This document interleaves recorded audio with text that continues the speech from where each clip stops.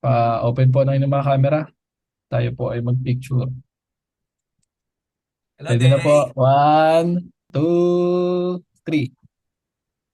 Yan. Ang pinag-aralan natin ngayong gabi ay Genesis chapter 3, pangalawang video natin at makita natin yung epekto ng kasalanan.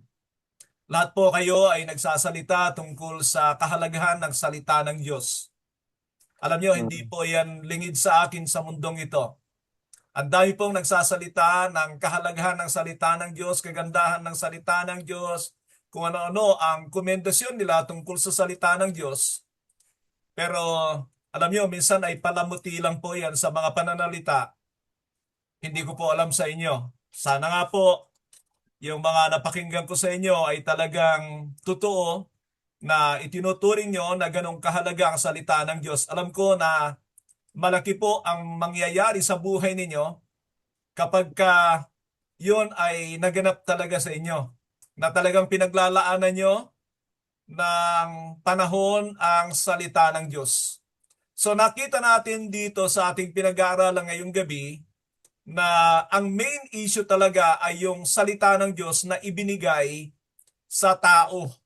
Napakasimpleng utos, kauna-unahang utos. Kung titingnan ninyo, bagamat meron pang sinabi ang Panginoon, go and multiply. Yun ay utos din, kaya nga dumami ang tao na pag-usapan natin yun ng nakaraan. Pero makikita natin pagdating diyan sa salita ng Diyos ay inaatake talaga ng kaaway. Yan ay hindi nagbabago kahit kailan.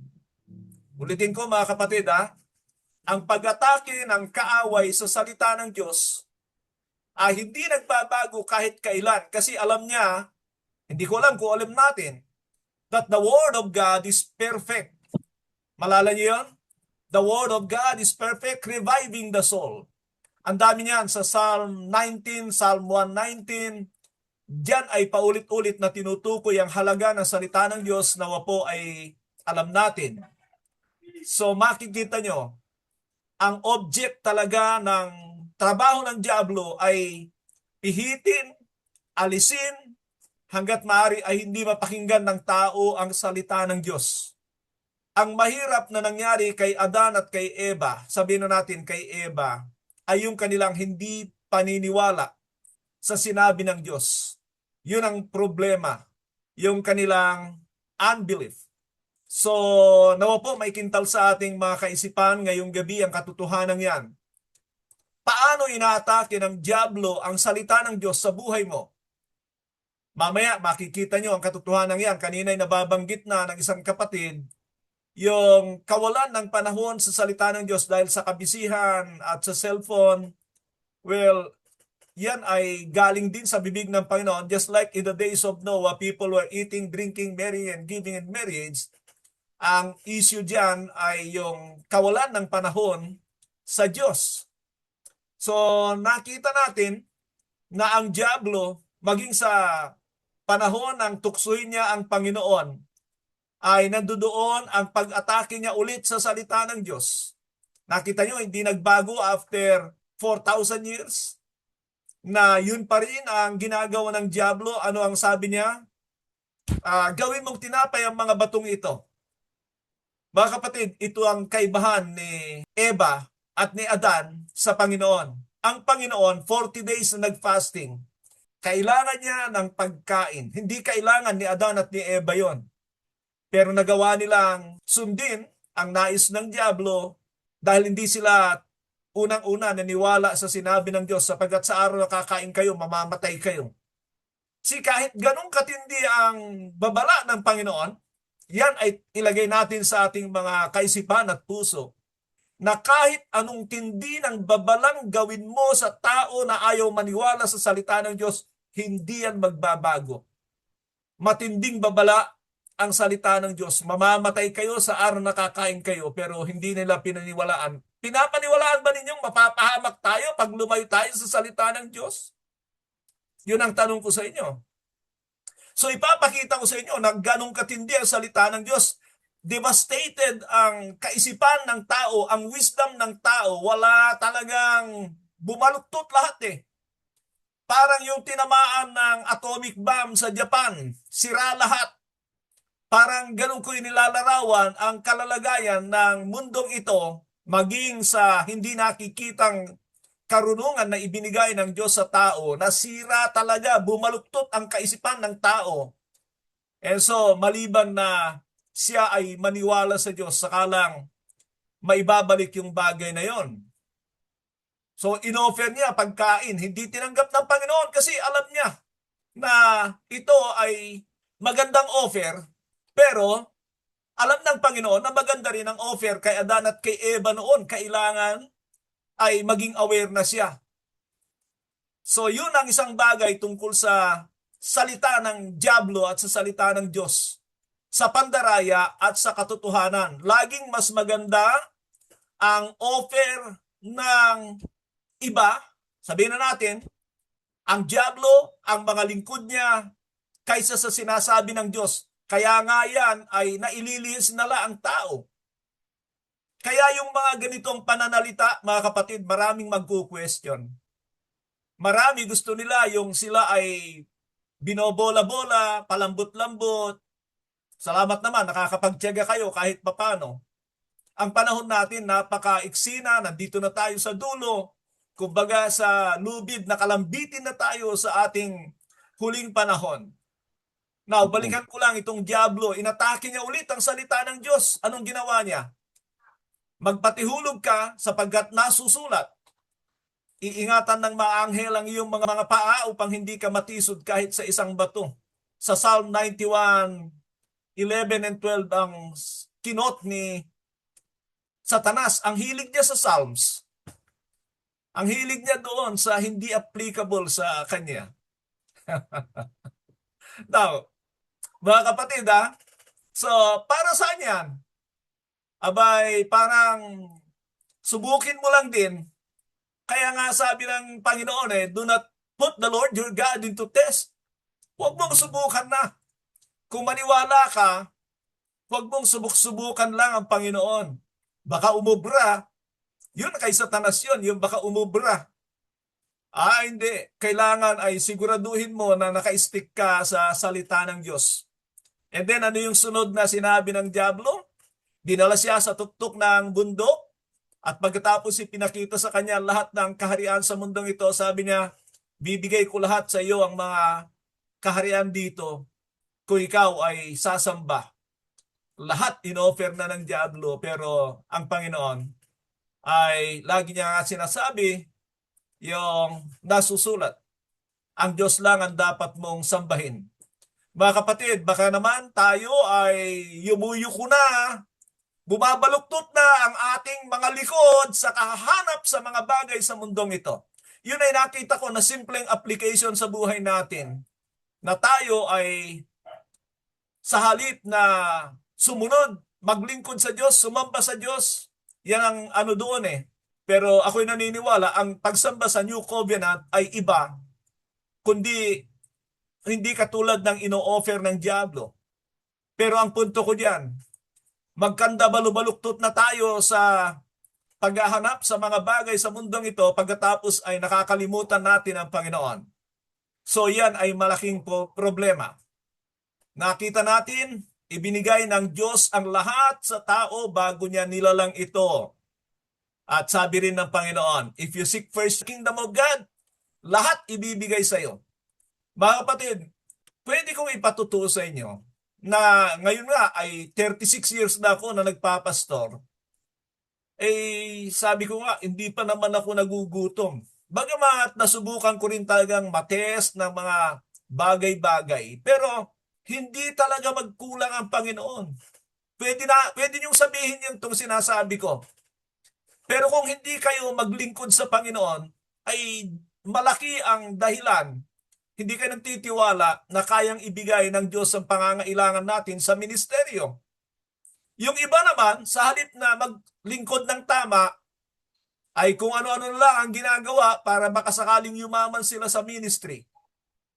Salamat na lang sa Panginoon, niligtas ako kahit papano sa mga ganyang pananaw sa ministeryo. Pero hindi naman ako nagkukulang sa pangangailangan. purihin ang Diyos sa mga kabutihan niya sa akin. So, tandaan natin ang diablo pag nag-offer yan, laging immediate. Parang may pressure. Alalahanin niyo si Akan sa aklat ng Joshua. Nung makita niya, parang ganun ang nangyari kay Eva, na-attract siya. And then, ang dami niyang inisip na ikabubuti niya, pero nakita niyo ang resulta. So, tandaan niyo yung kwento ni Akan sa aklat ng Joshua. Napahamak siya dahil na-attract siya sa nakita niya sa mundong ito, naisip niya ang ikagaganda ng buhay niya. Ano nangyari sa kanya? Pati angkan. Napasama. Pati angkan nadamay. Napasama. So, maging maingat tayo sa magagandang offer. Malala ko yung sabi ng Psalms chapter 1, verse 1 and 2. Psalms 1, 1 and 2, sabi, "Blessed is the man who walk not in the counsel of the wicked."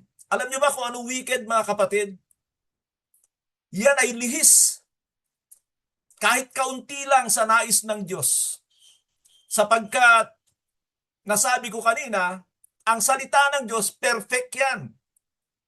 Kaya niya ibinigay yan kasi alam niya na ang kaisipan ng tao, nahahaluan ng kagustuhan, ng laman, ng akit, ng karangalan. Ganyan tayo. Natural sa atin yan because we have a fallen nature.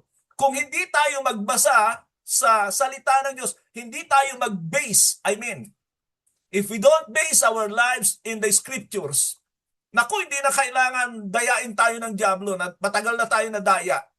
Kaya nga ibinigay ng Diyos ang salita niya dahil alam niya na iba yung kaisipan natin. Guide natin, nakita nyo doon sa ating bibliology na ibinigay niya yung halaga ng salita ng Diyos, nagbigay siya ng symbols ng Word of God para makita natin this is very important sa ating buhay. So, balikan ko yung Psalms chapter 1, verse 1 and 2. Kabisado to ng marami sa inyo. "Blessed is the man who walk not in the counsel of the wicked." Wicked means lihis sa nais ng Diyos o it's not God's will. Tandaan nyo sabi ng Romans 3, "All have fallen short of the glory of God." Anong ibig sabihin nun? Illustrate ko lang sa inyo ng konti. That means para kang umasinta, baril o pana, umasinta ka, naku, ang layo ng tinamaan mo, hindi ka tumama sa nais ng Diyos. All have fallen short of the glory of God. Ganun tayo mag-isip. Laging corrupted ang ating mga decision sa buhay. Maliban na ibase mo ang iyong pananaw sa salita ng Diyos.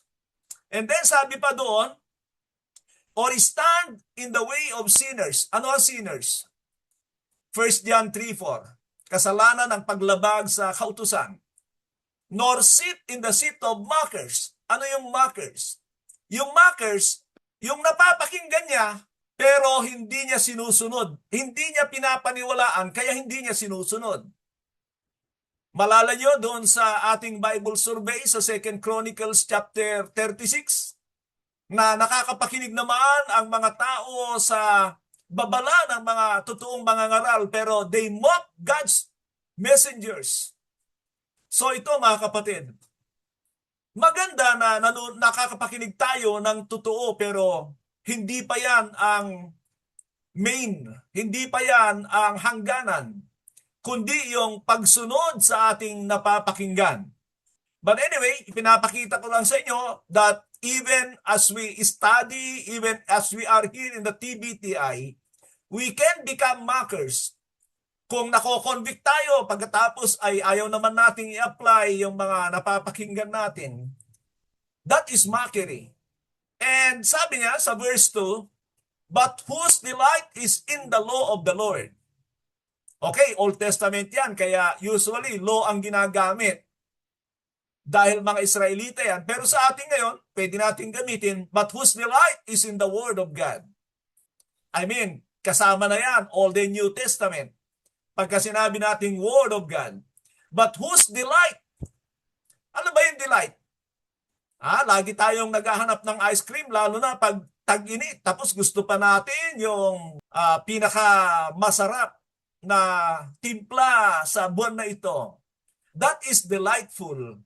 Parang nagki-crave ka. Sabi nung isa kanina, whose delight is in the law of the Lord? O nagde-delight ba talaga kayo? O nagdidilim? Parang kabaliktaran yun ha. Delight and dilim. Ano yun? Pagka na madilim, ay hindi na nagbabasa yan ng Bible. Hindi na yan nag-aaral. Dilim na yan, hindi na delight. Delight means para kang matakam-takam sa salita ng Diyos. Ay, may nahuhuli ako mga kapatid ha. Parang isang verse lang yata sa isang araw. O isang, hindi ko alam. Yan ay, sabi ko nga, alam nyo, kaya hindi na ako nag-check ng Bible reading. Alam ko, mapaprostrate lang ako. Marami ay hindi talaga consistent sa kanilang ginagawa. Ay, mga kapatid, hindi ko na kasalanan yan. Ginaguide ko kayo, nandun na tayo sa tinatawag na bibliology. Ngayon, rarasunan nyo lang naman yan eh. Parang si Adan at si Eva. Lahi talaga tayo ni Adan at ni Eva. Rarasunan lang natin yung mali. Gagawa tayo ng magandang rason, pinaka-the best. Pero alam nyo, hindi yan pwede kay Lord. Si Lord, dinisenyo niya tayo na kailangan natin ang salita ng Diyos, kailangan natin magbigay ng panahon, ano ba ang prioridad natin. Lahat ng yan ay magkakasama dapat sa ating desisyon na gagawin kung anong gagawin natin sa salita ng Diyos.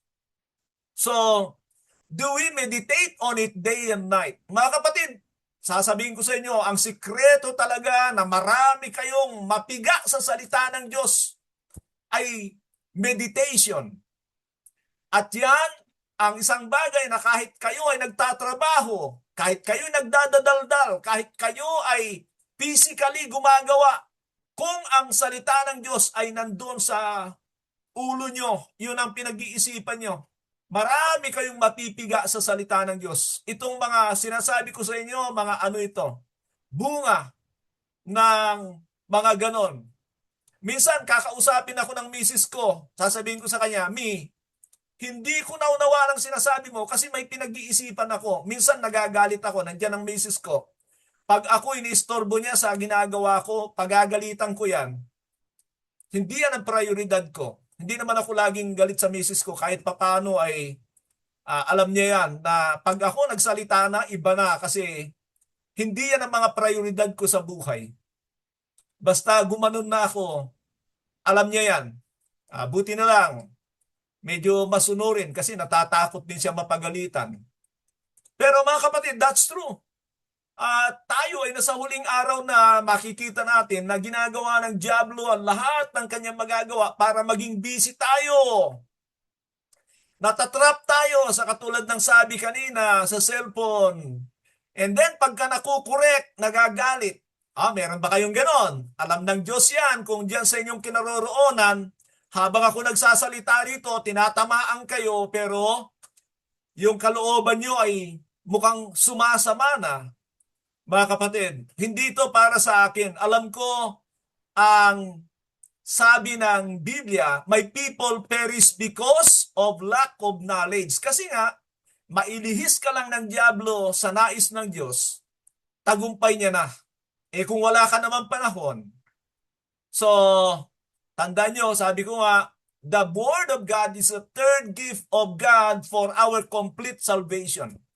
Binigay niya ang kanyang bugtong na anak, ginawa niya na lahat, iniwan niya ang kanyang kaharian sa langit, namatay siya, at siya'y muling nabuhay. Pero hindi pa rin kumpleto. We need to be born again, born of the Spirit. Kailangan natin ang Espiritu ng Diyos kasi wala na devastated na tayo. Kailangan natin ang Espiritu ng Diyos para sa ganoon, maunawaan natin ang kanyang kagustuhan. Para saan ba? Unang-una, binibigay ng Diyos ang kanyang banal na Espiritu para maunawaan natin ang salita ng Diyos. John 14:26. Kaya pag nagkakaroon kayo ng conviction na unahin ang salita ng Diyos, sana gawin nyo.